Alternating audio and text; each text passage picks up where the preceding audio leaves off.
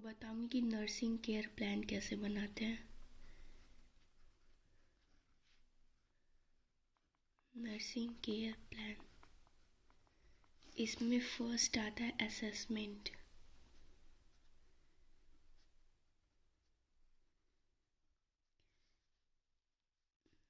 इसका first point होता है सब्जेक्टिव डाटा।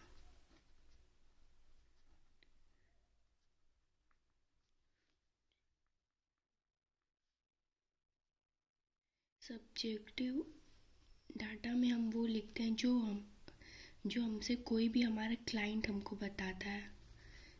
जैसे कि वो कह रहा है कि उसे फीवर है,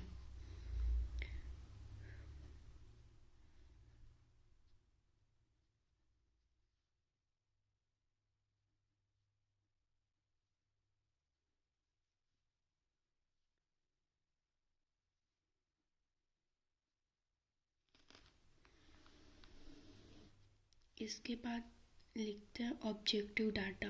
ऑब्जेक्टिव डाटा में जो भी नर्स होती है वो असिस्ट करती है, उसको ऑब्जेक्टिव डाटा बोलते हैं। जैसे कि उसको फीवर है तो हम बोल सकते हैं कि उसको हाइपरथर्मिया है या फिर फाइरेसिया है। नर्स assess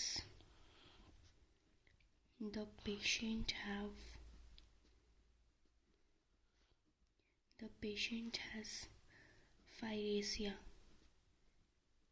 फिर इसके बाद लिखते हैं नर्सिंग डायग्नोसिस।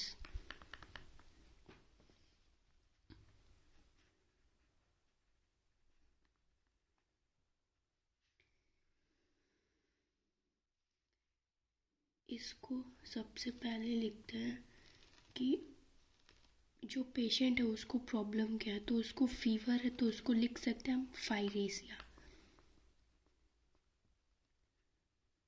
और फाइरेसिया किसकी वजह से है फिर उसको लिखते हैं। जैसे उसको फाइरेसिया हो सकता है मलेरिया की वजह से, या फिर कोई भी कंडीशन हो सकती उसकी वजह से भी हो सकता है फाइरेसिया उसको।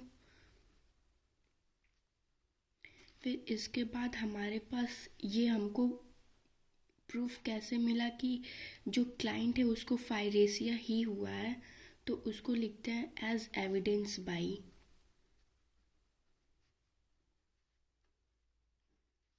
तो हमको फाइरेसिया पता चला जब हम उसका वाइटल्स चेक करेंगे।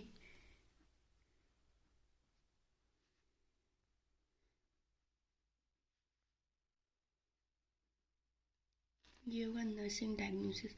इसके बाद हम गोल बनाते हैं।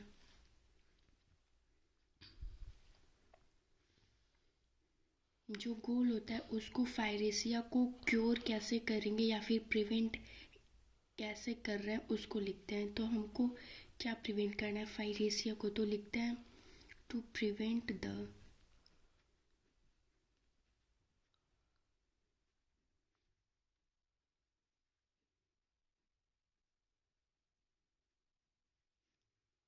फिर इसके बाद आता है प्लानिंग। प्लानिंग क्या क्या करते हैं।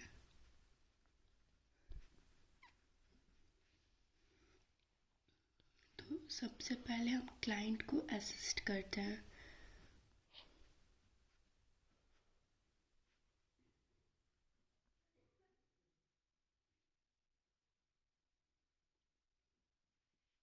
इसके बाद स्पॉन्जिंग भी हम कर सकते हैं उसको, स्पॉन्जिंग क्लाइंट।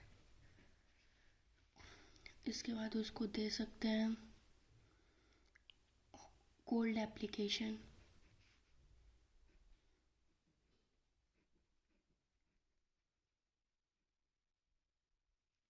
फिर इसका लिखते हैं इम्प्लीमेंटेशन। इम्प्लीमेंटेशन में इन सारी जो भी हम प्लानिंग करते हैं उसको अप्लाई करते हैं। इम्प्लीमेंटेशन, तो इसमें लिखेंगे असिस्ट द।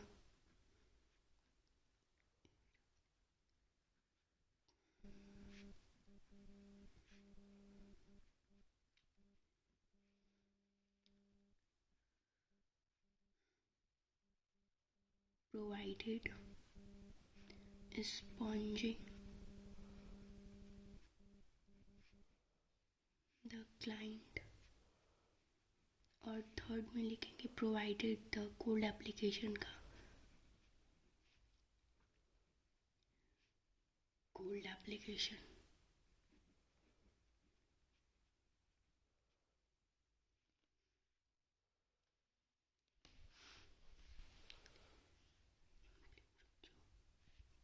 इसके बाद लिखते हैं रेशनल। रेशनल मतलब इन सबको क्यों अप्लाई कर रहे हैं।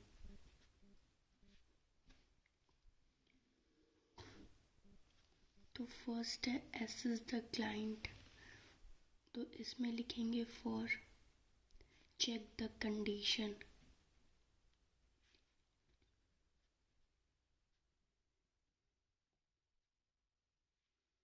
सेकेंड है प्रोवाइड स्पॉन्जिंग रिड्यूस फीवर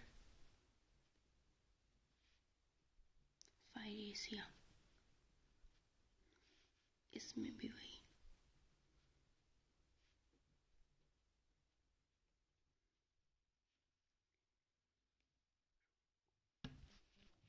फिर इसके बाद लिखते हैं इवैल्यूएशन।